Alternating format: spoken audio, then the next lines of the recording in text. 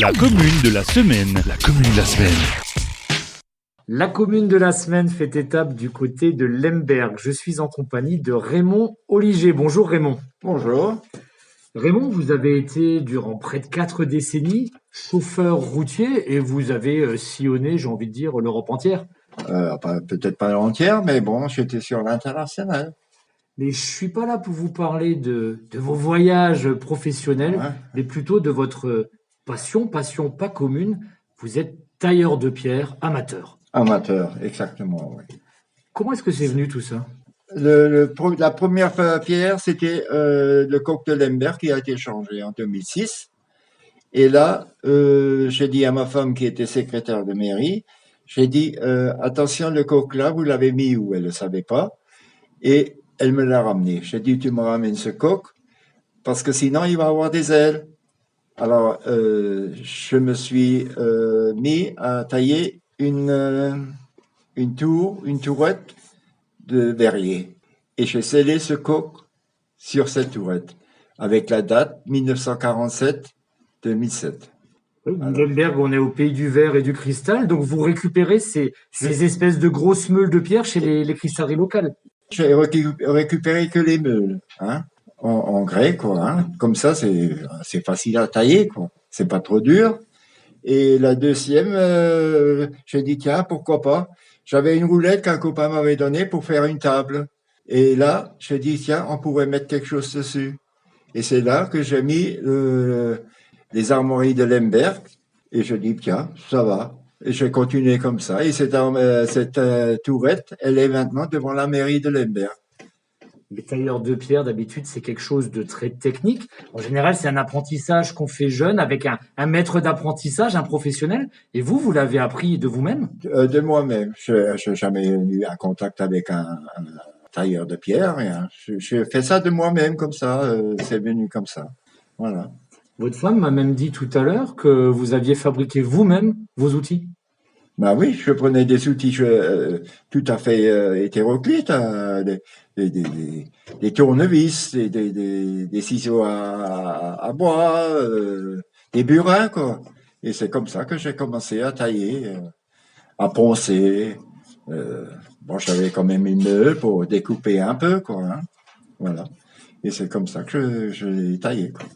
Mais après ce coup, vous vous êtes pris au jeu, j'ai envie de dire, et notamment lors de la restauration de l'église Saint-Maurice à Lemberg, vous avez participé à beaucoup de choses autour et dans cette église. L'église de Lemberg, ça c'est autre chose. Hein.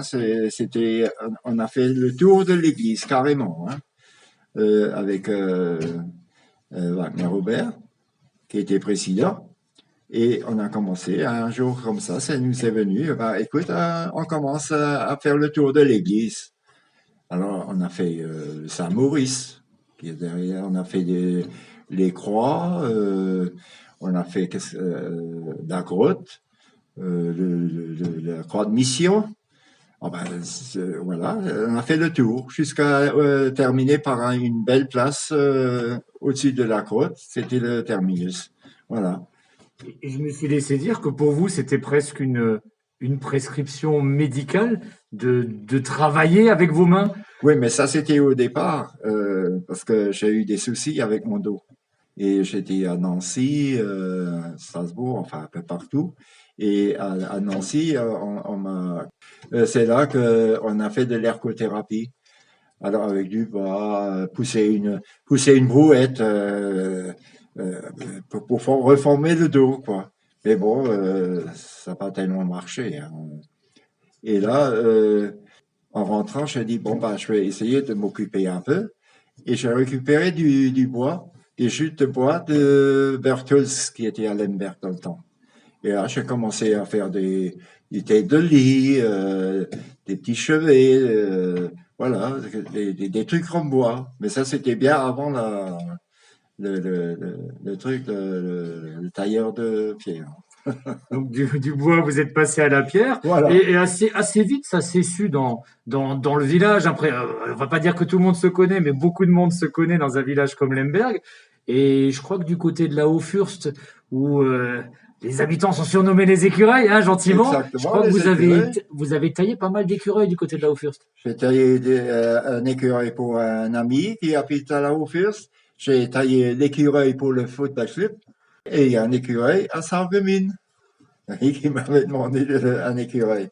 Et après, ben, il y a le culbauchien.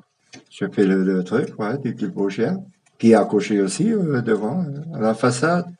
Et puis, qu'est-ce qu'il y a encore eu? Il y a eu tellement de...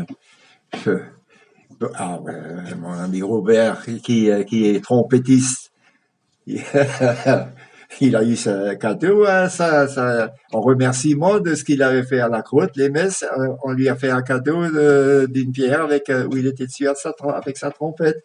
Voilà. Des trucs comme ça. Pour mon ami René qui nous avait quittés là, l'année dernière, je lui ai mis une trompette avec tes amis, quoi. Hein. Voilà, parce que lui était trompettiste aussi. La pierre, c'est aussi quelque chose qui garde la mémoire, c'est quelque chose de Ah bah, durable. ah, Et je crois que vous êtes un passionné d'histoire et notamment de l'histoire de votre village. ah bah ça aussi, ouais.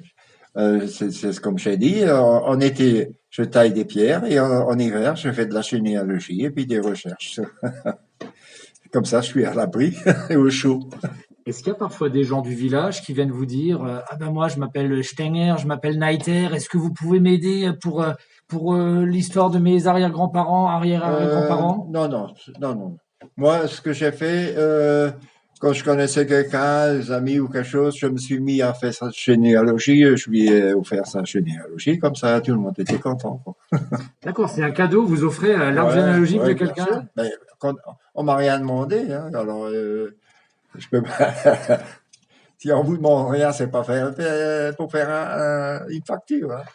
Il y a d'autres choses qui vous passionnent aussi autour de votre village, parce que des sites historiques, il y en a beaucoup, de la source Saint-Hubert en passant par la Bille, etc. Il y a la source Saint-Hubert, d'ailleurs, ouais. Il y a la source Saint-Hubert, il y a le rocher des Trois Figures, et il y a une stèle à Piltmühl. C'était une annexe de Lemberg. Il y avait un moulin là-bas. Hein. Par exemple, la mère du maire, elle est née à la Piltmühl.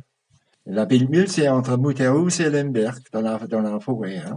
Et là-bas, il y avait, à un moment donné, il y avait quand même on peut dire 6-7 familles hein, qui résidaient là-bas. Il y avait la Oberpiltmühl et la Niederpiltmühl. Et après, il y avait un château aussi à Lemberg. Enfin, on disait château. Il n'était pas grand. Le château, il faisait 60 sur 60 à peu près. C'était plutôt un pavillon de chasse. Est-ce que c'est pour ça que la colline à la sortie du village vers Bitsch s'appelle toujours le Schlossberg? C'était le Schlossberg. Pour le château, c'était un pavillon de chasse, oui. Il s'appelait Pitis Katrum. Et là, normalement, le nom de Bitsch vient de ce château. Mais ça, c'est toujours pareil. C'est très ancien. Hein. Et c'était les comtes de Deux-Pans. Et il remonte au XIe siècle. Hein. Hein, ouais. Et il était au XIVe siècle, il était déjà plus là, ce château-là. Mais il y avait des pierres, des petites murailles à côté, et les pierres ont été ramassées et charrettées pour faire des constructions. À Lemberg, l'agrandissement de l'église, et il y a certaines maisons à Lemberg qui ont été faites avec le reste des pierres du château. D'accord, donc pour certains, le Lambergeois, c'est encore la vie de château en quelque sorte. Merci beaucoup Raymond. De rien.